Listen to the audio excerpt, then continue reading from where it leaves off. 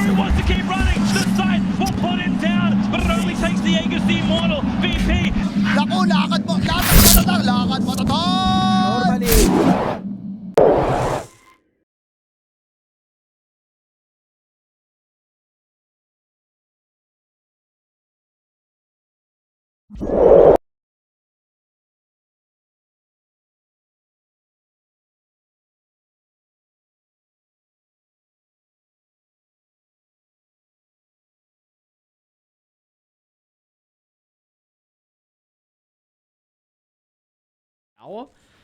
Normally. And so far, I've been really impressed with teams and how they're utilizing these early level 6s. Again, another bash. Come on, you've got to find one. All right, they won't need it. Arrow finds first blood. Top lane, Deuce is in trouble as well. Abaddon's going to be able to provide a little bit of breathing room thanks to the aphotic shield. So is Abaddon just dead? Like, you're posturing pretty aggressively. I don't know if he's just looking to feed away his life. Try and make sure it doesn't get denied. Very nicely done. Now, he should just be able to move on forward afterwards. He actually wants to look for the Abaddon instead. Getting rid of the saving factor with the aphotic shield is going to be a big issue here, so they're able to do so to start. But still, difficulty sticking around into the X's back over the top. But they've got the Chrono now on TA2000. Bloody Sky, he has the level 6 as well. Needs to get a couple more lucky bashes and won't be fortunate enough. And now with the rotations, it'll give Bloody Sky an opportunity to turn it around with the arena. Apologies about that. But wherever the Dragon Knight shows, going to give them a lot of information on where they're able to play on the map. As Hayes will run into Bloody Sky. Going to look to drop the arena to maybe give him a little bit of breathing room. But TA2000 finds a couple of bashes. Now with multiple heroes showing down bottom, to be honest, I really don't think they can. So let's find out. They're going to look to try and jump the Mars. Abaddon still on the outskirts of the fight. So the aphotic shield placement a little bit too late. Now to the backline as well. Storm Spirit has been relocated into the midst of it all. And now they'll just lose Arrow instantaneously. And now without the Eye to buff up the damage, is going to look to buy back to provide some assistance. They brought down 2. Looking at the Death Prophet next as well. The Exorcism pop. Abaddon standing hand in hand. But the Death Prophet doesn't have too much mana to work with through the team fight. And they can turn it back around if they really want to. You've still got Chrono. Storm Spirit's got plenty of mana to work with as well. And you know the Death Prophet's not going to be through the vicinity. In fact, he's showing down bottom. So they lay down the Chrono. Abaddon just caught on the outskirts here. Another beautiful 2-man Chrono from TA2000. And unfortunately, the Medusa doesn't have the damage yet at this stage in the game. Because I think Hayes just got some vision on Bloody Sky. It's going to look to start early. It even reveals the Orchid as well that was freshly completed. And now the rest of the team don't really have to reveal themselves for this quick and easy kill. You know, the DK and Skyth Mage is still able to go for more. So she's got all the items she's looking for at the moment. And Therese, man, what a blink away. And now Lay's even going to move forward for more. But the Abaddon not fast enough to keep him alive. And now Radiant as well. And they're going to stick around. They've got the low skill Medusa TPing to the backline. So they'll get rid of the IO. They'll look to the Dragon Knight next with the Stone Gaze. Just a little bit too slow to get in front of him. We're going to see the Mars' positioning as well. And Abaddon's a little bit disconnected from the team. They'll pop the ultimate early. Now Bloody Sky as well standing hand in hand. TA2000's going to look to jump on foot, but now Lays instant use of the Dragon Tail. Now with the backline as well, Hayes going to try and turn his attention to the Dark Willow. You have to kite the Medusa, and they'll do just that, but no, the Chrono. Not able to be casted thanks to the Stone Gaze. Dark Willow won't be fortunate with her own TP. 3 down, a triple for the Faceless Void. These fights heavily revolve around the Mars, and if they don't have this hero, Lays just kind of running mindlessly into the die side of the map. But look at the recognition. Storm Spirit once again is going to try and bring down the Dark Willow towards the backline. Doesn't have that burst just yet because of the Shadow Round, but now without the Willow to combine up with Bloody Sky, they need to cancel the Blink. He's going to look to fly over the tree line, but now with the BKB timing, the Chrono onto 3. It caught the Abaddon as well. There'll be no save for the Medusa. They'll get rid of the carry. Now they can turn their attention and readjust on how they want to take the fight. It's beyond godlike on the Faceless Void. It's a triple kill for TA2000. And now the Death Prophet stuck around too long. No escape. Turn it into an Ultra. And a 5-man wipe by the Dyer's jungle.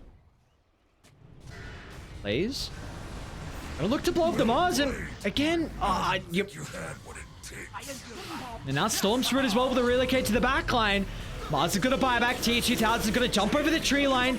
He's caught out two with the Chronosphere, so he'll look to target the Dark Willow. Now slowly getting rid of the resources on low skill as well. Still the Medusa, not the easiest person to bring down, but TH2000 protected with the BKB. So it's going to feel comfortable to jump on forward on top of the Mars, but they've got to be cautious with the Magic Immunity now expiring. He's still got a little bit of distance to play the team fight. A time walk into the river, so Void's able to refreshen up his health pool.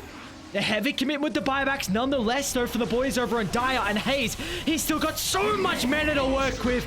Zips onto the backline, finds a double kill. Medusa, the only one left standing. It's another team wipe, back-to-back fights. And they've had enough. V Gaming. Another victory for them. And this is what we've been seeing, though. Like, it just feels like this team.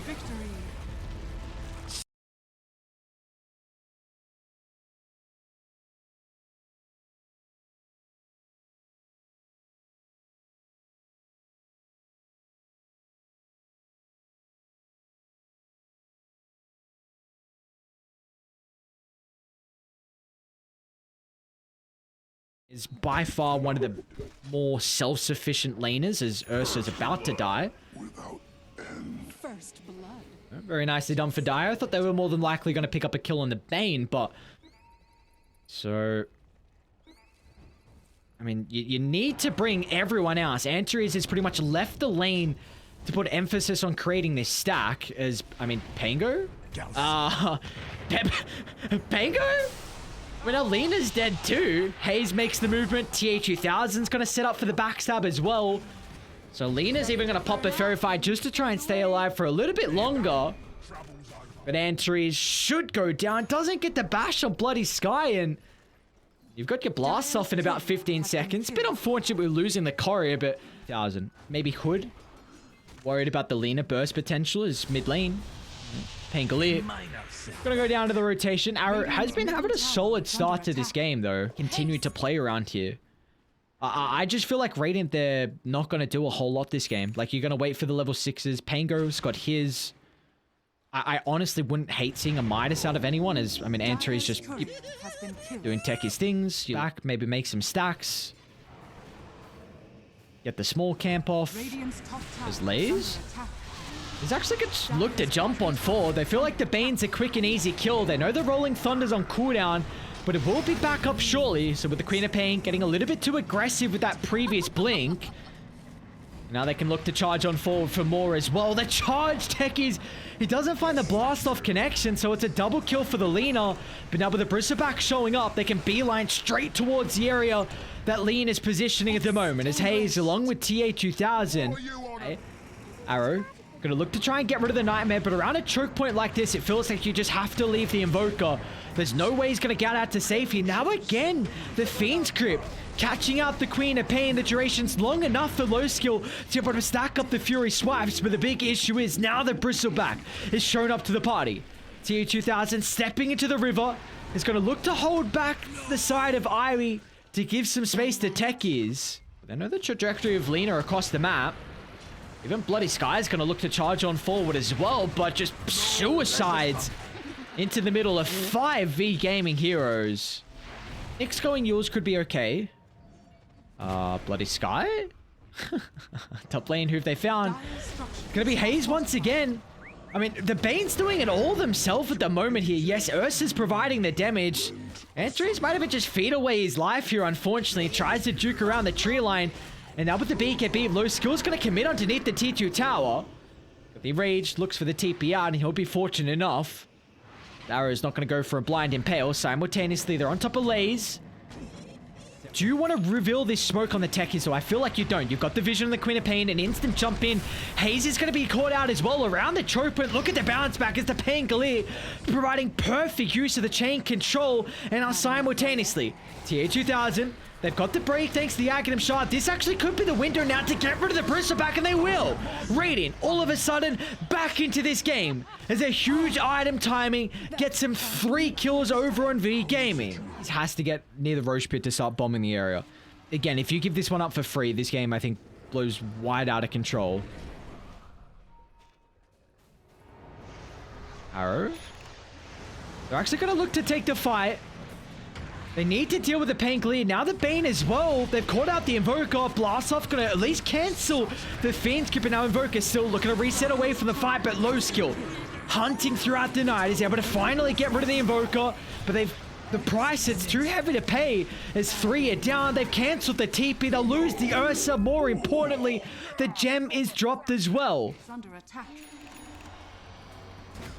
Oh, Bloody Sky. Good old techies, what do you know? Just dealing with a Spirit Breaker across the map. That's 5 people TPing down to deal with him. He's going to go for a BKB TPR, but Lay's holding the Sonic Wave, making sure they've got that pure damage to get rid of Bloody Sky. Yep, Tier 2000 is going to snag it up, and Antries will be in a position to pop the smoke shortly. It's actually Arrow that runs into low skill.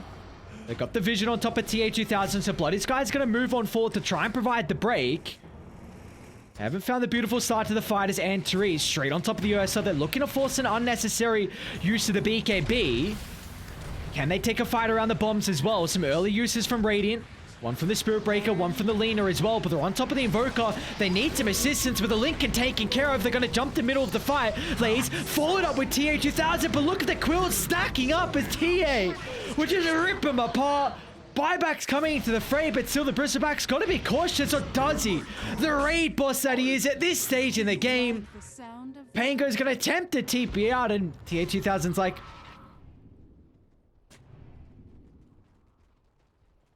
Bloody Sky? I don't think they get the kill with just TA 2000. Maybe they'll with the Sunstrike. Oh my. Okay, he does a lot of damage early on. Just because of the... You never know where Techies is going to be set up with his mines across the map. Oh.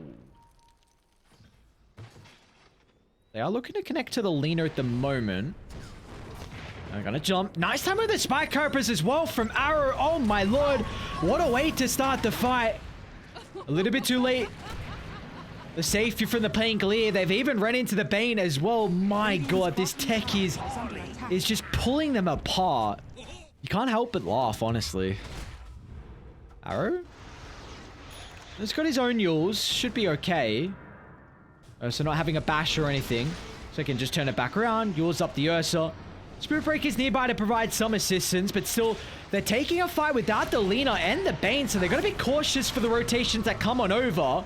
They're going to look to try and target down with the Ursa. They'll burst him from 4 to 0. 100 seconds on the deck without Ursa, so they can definitely start the siege, and I mean, Arrow's going to run into the Pangolier as well. Again, this is the gem. If they can get rid of it, this is going to be massive. Got the Rolling Thunder to play with, and seeing Ivy overstep the mark. Gotta be cautious. They've got the break coming through shortly, but Lays jumps once in. Got the assistance for the Suicide. Blast off, 2 down. Leaner's the next on the agenda. You can BKB, stand your ground with the Satanic, but the damage is too high from the Bristleback. Yes, you've got some buybacks, but it looks like Dire. I mean, they're winning the fight. You're winning the mental war. Bloody Sky. They're not going to be too long for this world as well. Pango's doing an exceptional job to provide some space here, but as soon as TA 2000 can get into the middle of the fight, first hit bash as well on low skill. And now simultaneously, Queen of Pain's going to offer some assistance, get rid of the Fiend Script, which will enable the Bristleback to provide the damage to get rid of the Ursa. A 2-0 victory as our first series is going the way of V Gaming. Radiance Ancient is under victory.